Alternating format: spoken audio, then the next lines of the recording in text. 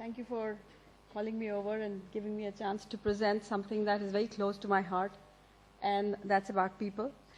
But I must apologize because listening to Mike, I've practically forgotten what I was here for. It was so enrapturing that I have absolutely a very keen desire to step out immediately and go and look up the internet to see what is there and understand what it all means. But which also made me think that it's very good to have technology, very good to have the tools. It's wonderful to see what's happening, people thinking, but what's more important is also to focus on what Mike said was the do tank. Because I think it's the do tank which has what I'm going to talk about now, the human capital. So before I get on to the presentation, I really want to introduce the organization that I come from. It's called Smart Head Strategy Solutions.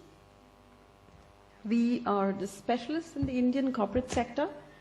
We worked across the industry segments and across business verticals. We focus on strategy, operations practice, people management, finance and taxation, IT, legal, many such aspects. And I'm joined here today by my colleague who is in the audience. And so after this presentation, if you have any questions, both of us can jointly answer those. My colleague is Mr. Nanda. He's also a partner in the organization. So our clients actually have been pan-industry, and we've got a very, very deep understanding now and exposure to how the Indian corporates are functioning, what are the problems that are dogging the Indian industry, and what is it that is required by way of a simple solution. You probably look at our logo and it says Saral Samadhan. Most of our partners and myself, we come from the industry as operating managers. We've had a lot of consulting services that we've bought and worked upon and have been victims of consulting. So we got great reports, we got great ideas, but we had no way to know how to implement them. And also, when we started reading those reports, we figured out that it is something that we could do. We just needed a consultant to tell us how to do it. So, though we are consultants, we're not in that league, and that's because we walk the mile with all our clients. When I got this topic about human capital cost to investment, I thought, for a lot of people in the audience, things would be quite clear, but nevertheless, to mention some of the definitions. One of it was cost. As Wikipedia reads it, amount spent to produce gets something and hence not available for use anymore. So that's something which you can see parting. It's like your dollars or your rupee flying out of your hand. On the other hand, the investment definition is very different. It says putting money into an asset with expectation of appreciation. Now, when I look further down, drill down to the definition of asset, it says asset is something that puts money back in your pockets. That's a beautiful cyclical definition. In fact, the IBM chief was quoted saying, when IBM was still a very large machine maker, that my assets walk in at 9 in the morning, all my assets walk in at 9 in the morning and leave at 5:30 in the evening. So with that, I thought I would also like to expand on the definition of human capital. Again, I'd like to read it because it's something which has a lot of jargon. But once read, there's an undernote to this slide which will explain what it really means. So human capital is a stock of competencies, knowledge, social and personality attributes, including creativity embodied in the ability to perform labor, so as to produce economic value. The key word is economic value. It's the abilities and skills of any individual, especially those acquired through investment in education, training, that enhance potential to income earning according to Collins English Dictionary. Now, these are two definitions, sound very simple to understand.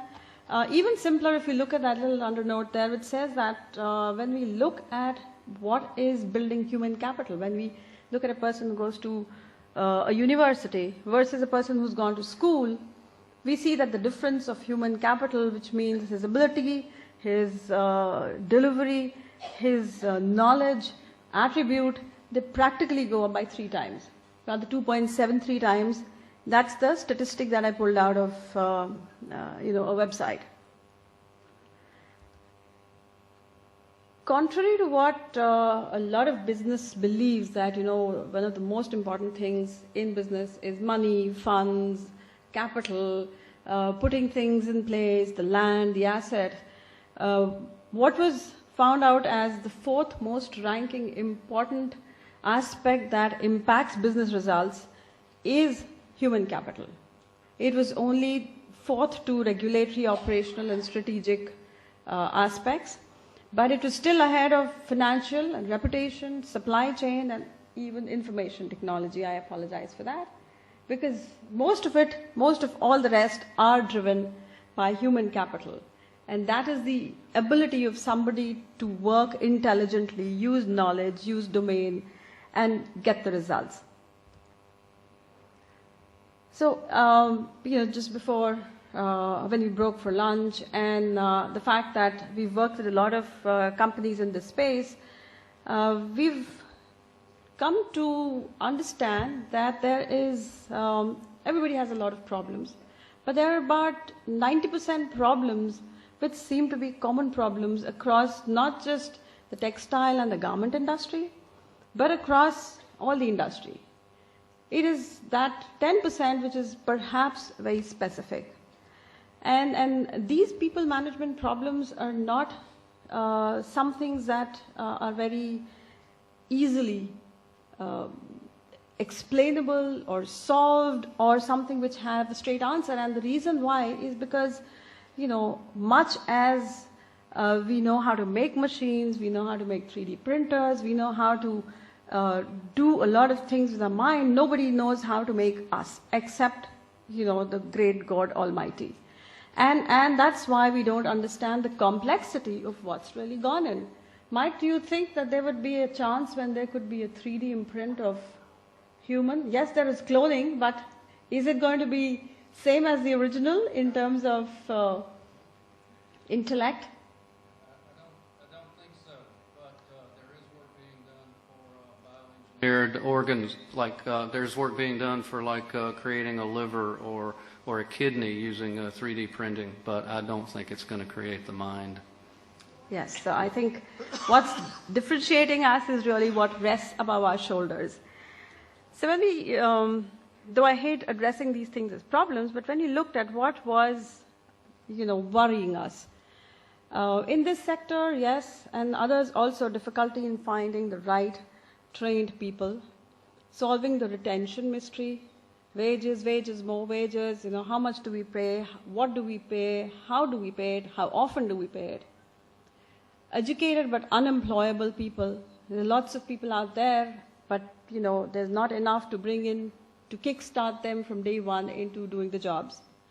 And yes, there's government policies in this country and a labyrinth of labor laws, which take you through the maze of actually creating a very viable environment for the people. Neither the people understand it, nor do a lot of us who are trying to read day after day understand what it really means, or where are we going to benefit and where are we going to lose if things don't go as per the law.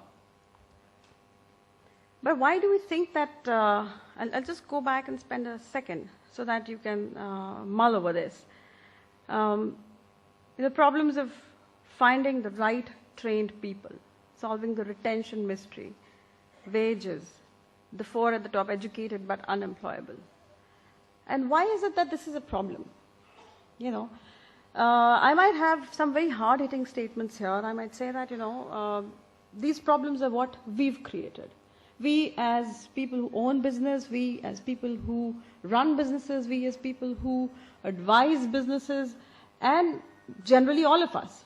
So, and that's because, when we look at talent and we say that we want somebody to come and start working and we want the right fit for the job, we are expecting that somebody walks in and, hits the button and gets everything rolling on day one.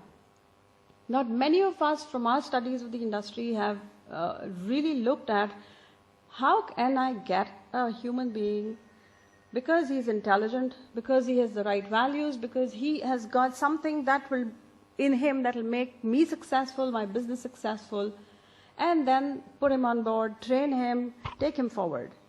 So the moment I look at the second piece, it looks like a mountain of activity, and I want to get started immediately, want to get my results coming, want to pay my bankers, and ensure that, I have somebody who starts. But I think if we do not include this in the planning process, then we are always going to live with these problems.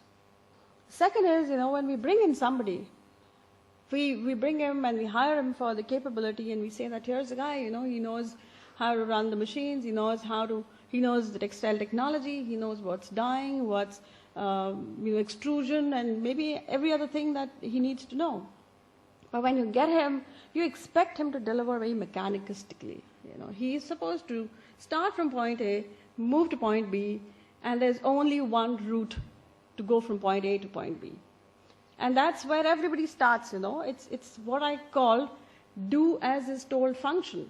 So, irrespective of whether you're joining in finance, in HR, or in manufacturing, when you join, there's a set of people who come and tell you that, this is the way we've done things, this is our policy, this is what we follow, and this is how we are going to do things from tomorrow onwards, and you better fall in line. And the other most important thing that people get to listen.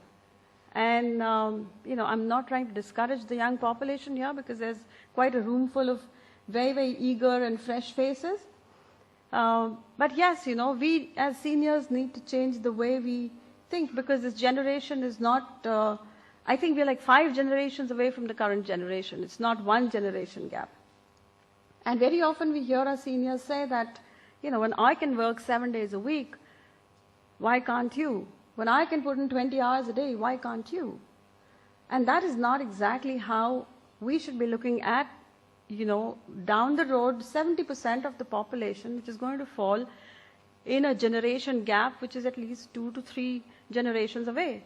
So we really need to look at, how we need to be like them instead of them being like us. And that really brings about the sensitivity. And also to look at how we can focus on ourselves internally, to get the right talent, to train them, to look at career management, to look at competency building, because in spite and despite 7 days a week, or 20 hours a day, you just might not get the output, because the two are not, one is east and the other is west, and the twain are not meeting. So it's very important also for organizations and in this space, because, the textile and the garment industry is one of the oldest sectors. We just heard in the previous session that it employs, second to the agricultural sector, the maximum number of people. And, I just heard the number of about 12 million people being employed in this sector, but the estimated sources, which means, there are a lot of supply chains which feed into the sector, the number runs to about 30 million. Now, if there's a 30 million large population set that is contributing to the success of this sector, I'm sure it has enough geniuses. I'm sure it has enough talent. I'm sure it has a lot of things it can do to bring about a complete change. However, I might not have very many people here, especially the owners of the business, who can stand and say that this sector has made that impact on the way talent, on the way human capital is observed and looked at. Now, if we were to really look at 30 million people, I think the trend should not have been set by IT or telecom. The trends should have been set by this sector. And, maybe the reason being that, and why we couldn't do it is because, we did not give enough room to our people to bring about that smart thinking approach to work. Because we did not look at measuring their capability. We did not have a tool. All we had was a salary which was given out as a payment and not as a reward. Now, if I look at John Ingham, he is an HR specialist and writes a lot about human capital. If you look at the triangle, I think where we all in this country, and even, in the inaugural session, I heard saying, somebody saying that, we are not aggressive enough. And if you look at this triangle, I absolutely feel that we are not aggressive enough in understanding who we are, what is the strength that lies within, because we're focusing purely on what is the value for money triangle at the bottom, which is just about administering HR, ensuring that there's process efficiency to a degree, ensuring that things are done on time, that people swipe their cards when they come in, and so on. But if you go to a level above, the middle triangle, it says adding value. Some of us have got there, and I see the change happening now. But when you look at the topmost triangle, it is about creating value. It is not about adding value. It is about doing things which build a capability for the future. I think what Mike just talked about was creating, and the future is here. Every 1 second away is the future. So I think creating capability for the future and will drive the business. And our understanding of human capital needs to be very detailed. We need to know what and how to measure human capital and to see how we can scale it up. I just wanted to actually bring in a case of a company without naming it. And we were working with them. We talked about, from our research with them, a situation, and it was a company which was employing a lot of young people. And this is in the textile space, very large organization. We talked about 6 days a week, moving to 5 days a week. And why we said that was, when we looked at the shop floor, there was, it was just absolutely not organized well. There was somebody who's the whole lot was preparing the machines for a purple colored dress, and what walks in was a green colored dress, so they had to change all their thread, and that took them about 40 minutes. Then the next step was to put the labels. There were no labels, so there was another waiting time, and this is like about a few hundred workers waiting for labels, and then something else and something else. So we said if we come out of all of that, we can actually save a day. And in addition, we said that this whole 6-day syndrome is leading to a camaraderie to the benefit of the workers. So if there was one worker who didn't show up, and sometimes by design, the other would step in and take an overtime for that. So it's like you scratch my back, I scratch yours. And then, of course, this industry employed a lot of women. And with 6 days a week, and by the time they would reach home, it used to be pretty much like 9 in the night. So it was 8 in the morning to 9 in the night kind of a shift for them. And there was practically 100% of attrition in the women workforce the day they got married. So, and they were the best, most efficient, and easy to train. Kudos to all the women. And I think, but the downside is that we did not look at this talent going out of our fingers. When we suggested this to the owners, we were considered as blasphemous. It was not accepted, irrespective of all the math, analytics, everything behind it. It was like, no, it's not happened in this industry. It doesn't happen here, so we are not going to do this. And if we do this, it's going to really set a lot of things, things are going to fall apart in the other things that we do. So that's how, the reaction was. However, I think what needs to look at is some comparison between the old and the new. So there's in the old economy, let's say, this was more like the 70s and the 80s, there was a reasonable supply of labor, people who would come and work with their hands and go back. We see that there's a short supply now and until 2020 of skilled people who have some kind of a vocational skill or have acquired a skill by learning on the job. If you go to a place called Samrala Chowk, it's on the outskirts of Ludhiana. Ludhiana has a very big manufacturing, government manufacturing units. You'd see that there are buses parked around that street and the circle, and on the buses there are stickers printed which say 235 rupees a day, 280 rupees a day, and that's how they're herding your labor, your trained workforce. And this workforce looks not at your bus to mount, but where, the difference is like 10 rupees and mounts that bus and, there's your talent flying away. So this is exactly what's going to happen for a little while until 2020, where we see that, yes, through the measures that the government is taking and, organizations like OGTC are putting in by, creating train-the-trainer programs, we might have a somewhat of a surplus. The other change is that employers used to be the bargainers. They used to choose the employees. I mean, look at the workman status that I talked about. The workman's choosing where he wants to go. And employees are very smart. Now they do a search. They're fishing for what they want to really go for and ignore, irrespective of, other aspects that you might want to flaunt. Third aspect is, employers used to determine how and the work will be performed and when will it be performed. We are living in with a generation who is using their smartphones, using a lot of technology. I'm not talking about city. I'm talking about even rural and sub-rural areas. It was a great task for one of our clients who is based close to Bhopal to get people to come out of even tribal areas and work for them, because they were looking at, what are the options they have. And that's because the emphasis is not just on getting a wage and employment, but it's also on learning and experience. And employees are day after day looking at how they can actually add value to their own human capital.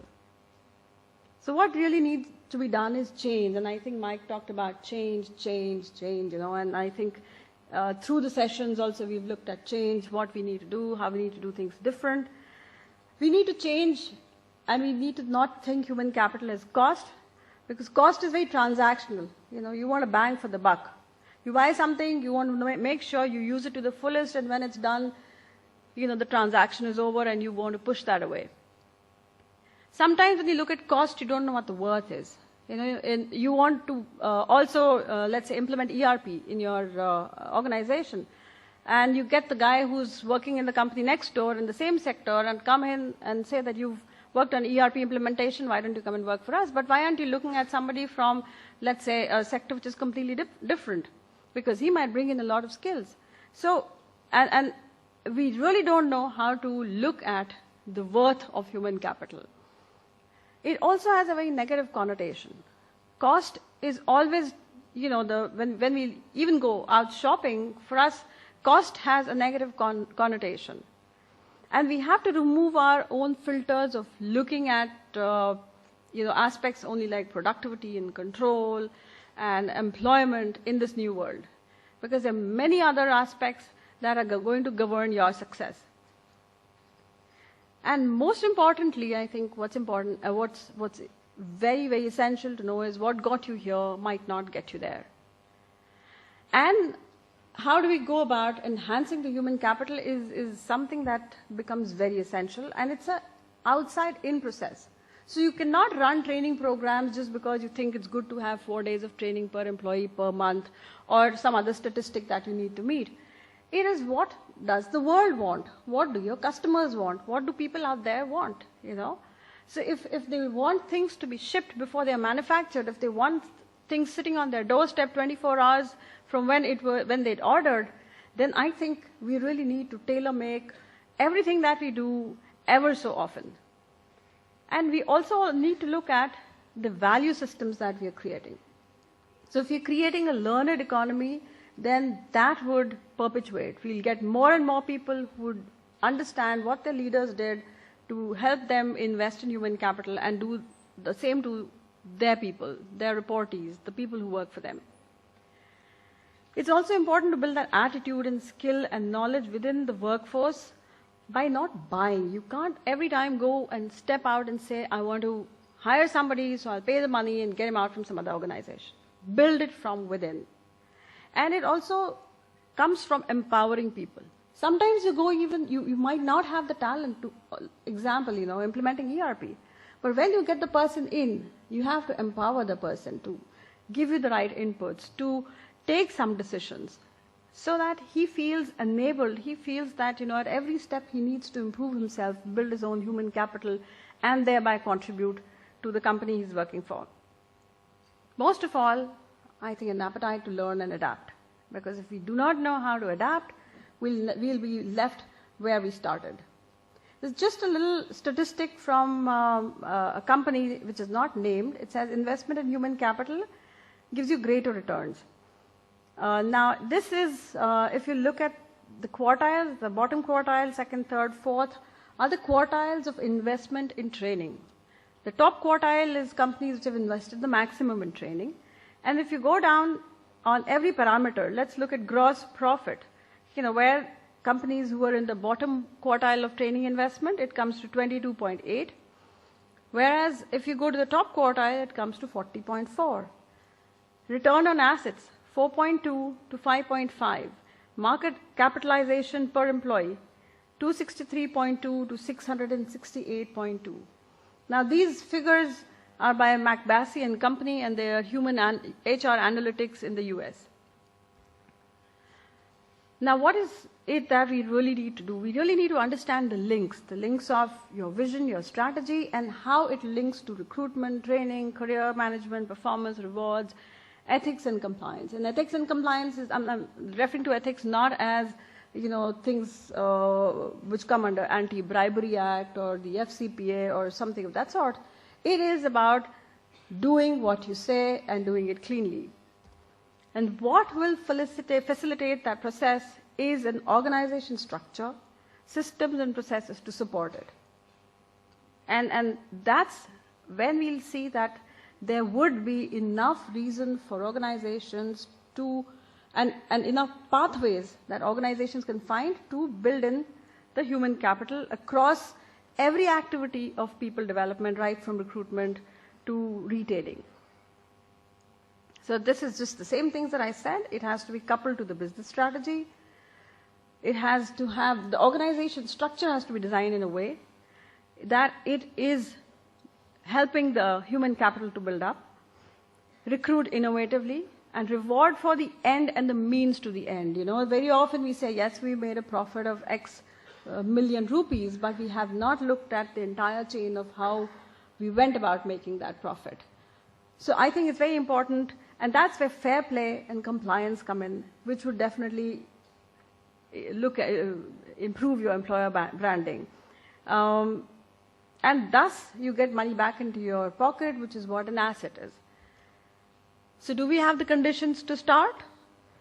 It will, provided you have a long and short-term business strategy with an execution plan, you have clear actions to achieve these goals, you are being prepared internally at the top level to invest in training, to be prepared to, if necessary, to reorganize processes, most importantly the thought process, to be prepared to reward people, not by way of a wage, but by autonomy, by their participation, by their promotions, and by incentives. In this industry, I haven't seen any organization that I have so far worked with, and that's quite a few, which has an incentive policy. So I think that is going to be one big step. And if all of this does happen, then I think there is a fair reason to believe that your human capital is going to be your investment, which is going to bring money back into your pocket.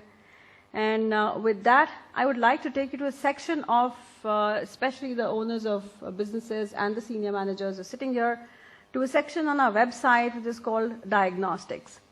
Now, if you click on the Diagnostics section and you want to know where you are with reference to your people, your business plan, your strategy, your preparedness for the future, then all you need to do is click there. It's a very easy tool. It takes 15 minutes for you to fill up, and you will have a report, a preliminary report in front of you, and you will know where you are. And the best is if you have not just yourself, but at least few people from the top management who would also fill this out, because then you'd also know whether you're on the same page. And very often we found that there's a set of people which moves in one direction, the management is in something else, and the promoters are in some other direction. So I urge you to go look that up and do it for yourself to see where you are in the section on people and human capital.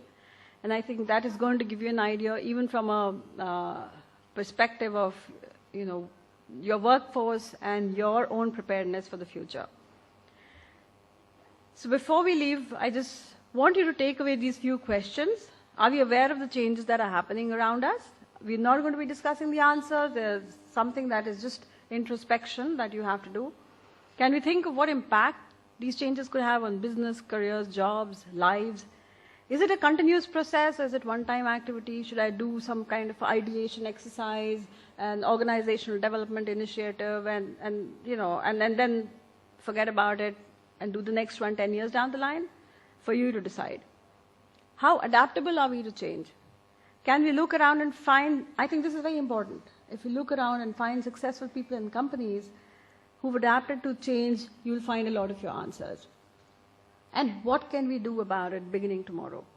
So what we really need to look at are some learnings from the words of Mr. Pramod Batra, who's a life skill guru. He's about 80 plus. And but few takeaways that I've had from him, remember that a successful marriage depends on two things. One, finding the right person. And second, being the right person. The other thing he said was your altitude in life is determined by your attitude in life. How high you will fly and how high you will make everybody fly with you is completely dependent on your attitude. And if you want to plan for a year, farm corn. If you want to plan for years, plant trees. If you want to plan for decades, nurture men. And I think these are very wise words. If you mull over them, we'll find that,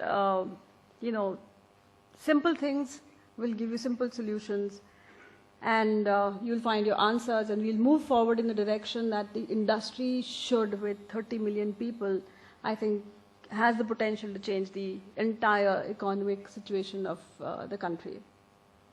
As for me, I did not introduce myself, but I was very kindly introduced by Sir here. I've spent about 22 years in the corporate sector. I've worked in companies like Citicorp, Schlumberger, Hughes, which is why I said that we were victims of a lot of consulting, which comes from, absolutely the blue chip consulting organizations. And so I decided that, from being on the other side of the table, I should move and become a consultant myself and break this myth that consultants would just leave you with reports. So we work with a lot of hands-on knowledge of business management, implemented to people management, and we can be contacted at this website. If you have any questions, I think we'll be having a question and answer session. And thank you very much.